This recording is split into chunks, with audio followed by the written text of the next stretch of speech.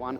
Krishna Kumar is co-founder and CEO of GreenPepper, a company that he started in 2007. He specializes in digital marketing and identifying technology talent.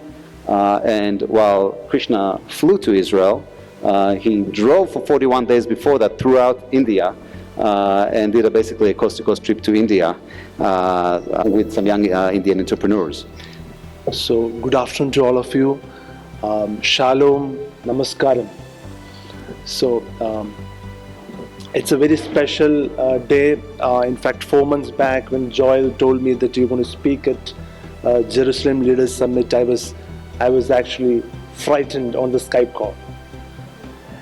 And I remember the Jerusalem Leaders Summit of 2015, the kind of people who spoke at this event. It was a very distinguished event, and I deeply appreciate the friendship, the partnership in which you invited me for this event. Thank you so much. And in fact, in the last 3 days being in Israel, in this holy land of Jerusalem, when I landed here, I was feeling very exotic and sometimes very strange also, like from India to Israel. And in 3 days, walking around, I feel like home. And that's what makes this city very special. You have a strange and very, very special connection. So in that note, Manu Nichani has come up with some very special indicators about India, what is happening there. So I also come from India, in south part of India. It's called Kochi. It's a port city. Especially that part of India, the state of Kerala. Probably some of you would have heard about this Kerala. It's called as the Goat Zone country. And some of them, when I reached Israel, they said, you've gone from Goat Zone country to God itself, God itself, the Holy Land.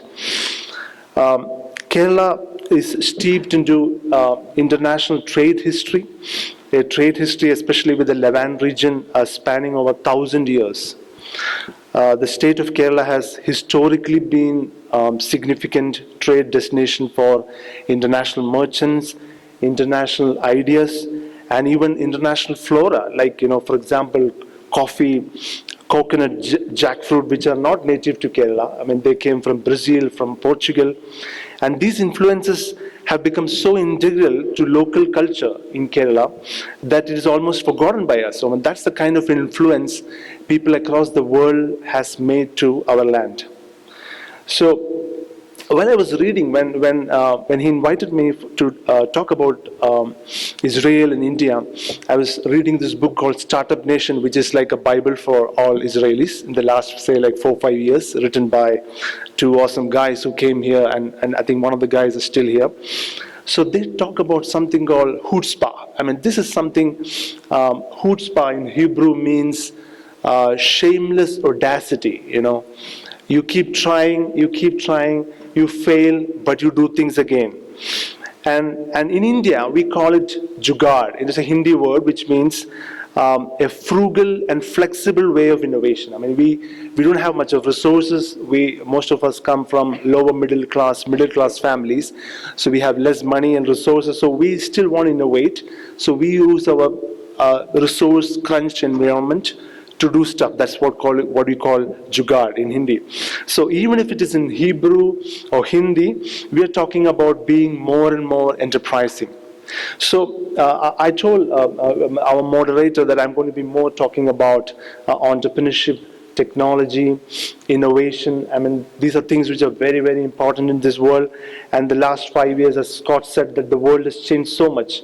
And especially in the last 2 years, probably if somebody was sleeping in 2014, they woke up in 2016, they would miss half the story. So about India, with 1.35 billion people, out of which around 400 million people are in middle class, and for the same amount of people aspiring to be middle class, this is driving India's domestic consumption. So with 7.3% GDP growth, I mean, this is making India one of the fastest growing economies in the world, and $2.25 trillion, which may not look very great for a US economy or for countries from other, but this is only the beginning. Economists who think politicians who really are patriotic, middle class who is aspiring, technologists in India who are highly ambitious, they feel 95% of India's value is yet to be unlocked, and significantly. This is going to be happening in the next 5 to 10 years. So let me formally extend a welcome to all the esteemed, distinguished participants of the Jerusalem Leaders Summit, to India. And I'm telling you, these are very, very interesting times. Probably some of the hundreds of stories you would have heard about India, or maybe the dirty picture you have in mind. This is going to change when you visit some of the cities which are modern cities, urban habitats, which are coming up.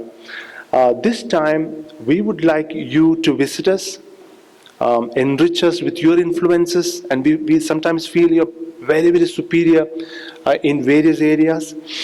Your understanding of how the world works, ideas, and capital.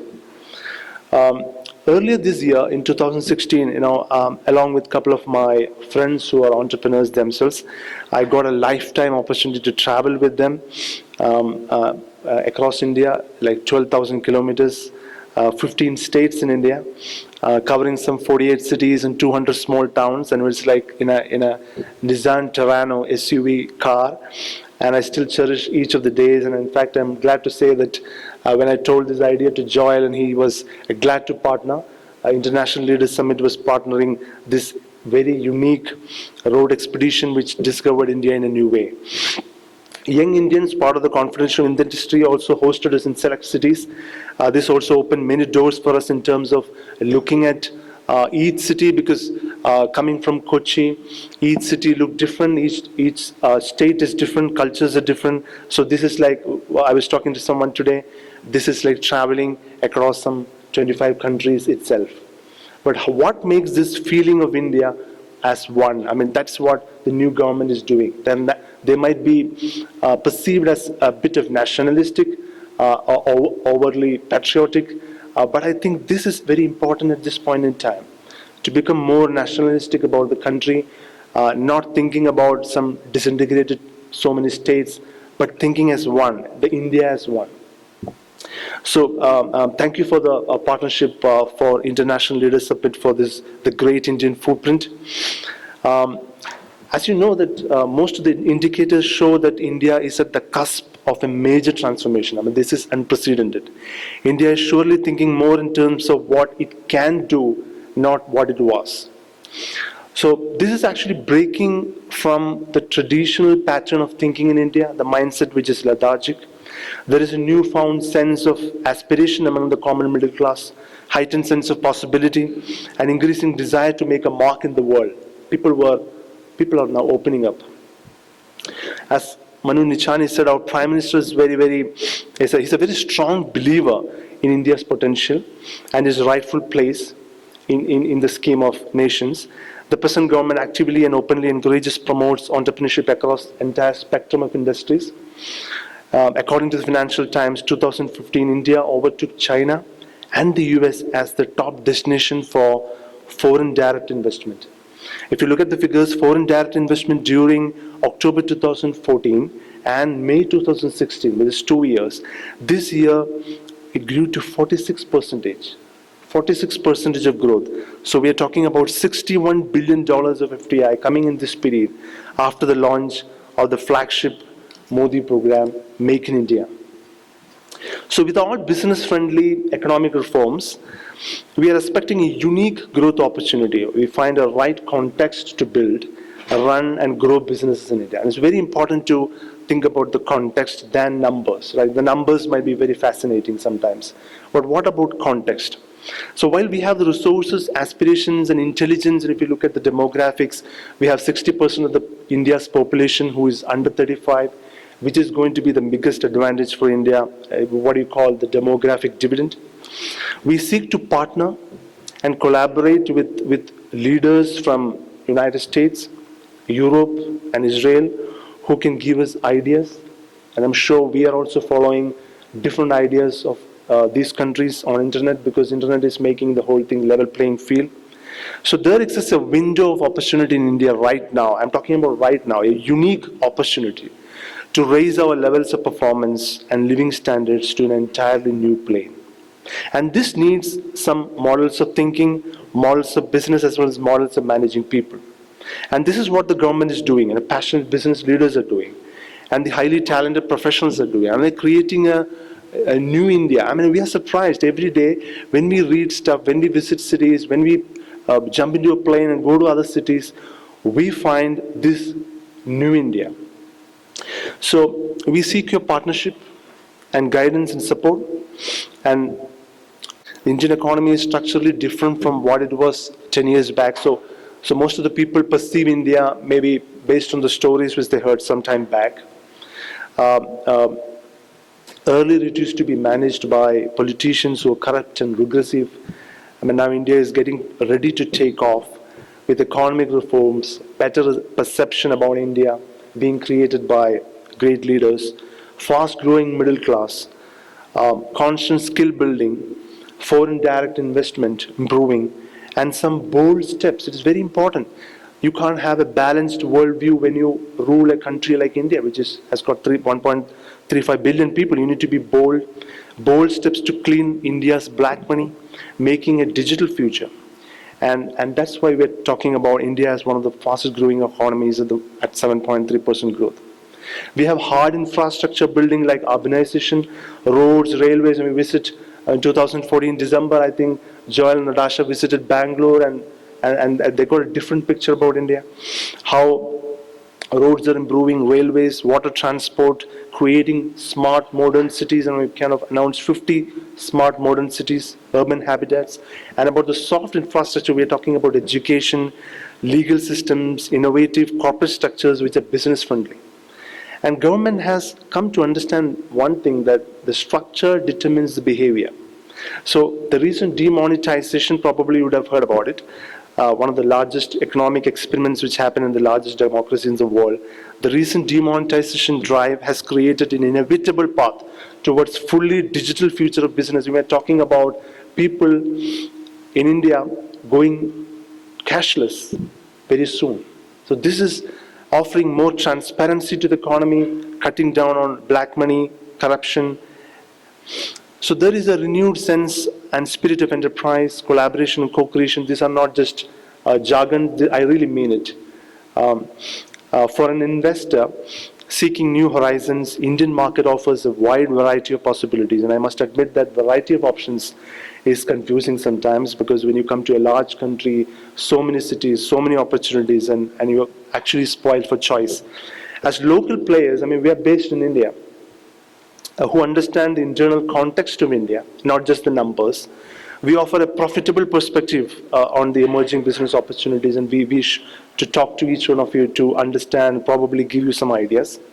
It's important for you to visit India.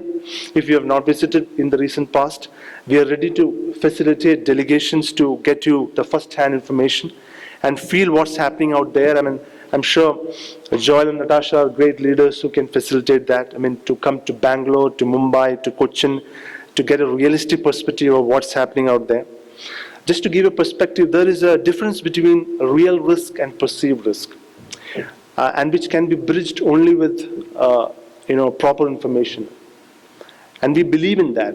And more information about the context in which we are taking decisions, the ability to see things which are not obvious. I mean, the most important thing which for an investor is that a lot of things are obvious and it's available for all. But what is not obvious and what is offering more opportunity, that is what we should focus on getting it. As Seth Godin says, because dramatic shifts rarely happen, we bracket everything on the increment, preparing for just a relatively small change here and there. Future is coming to India not incrementally, it's coming dramatically. I mean, I would say in various forms, in economic reforms. And I take this opportunity to welcome you to India again on behalf of International Leaders Summit, on behalf of my friends out from India who have come here. Visiting cities like Mumbai, Bangalore, Cochin can be an encouraging experience. And let me tell you, you would have seen this Rockwatr here. This is a launch event for Rockwatr.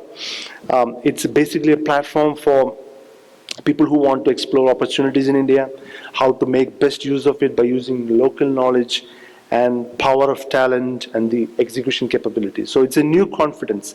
It's never been there. I mean, we are not talking about it's been there. So, and we welcome you to partner with us in riding that wave for growth, not for 2 years or 5 years or 10 years, for 25 years.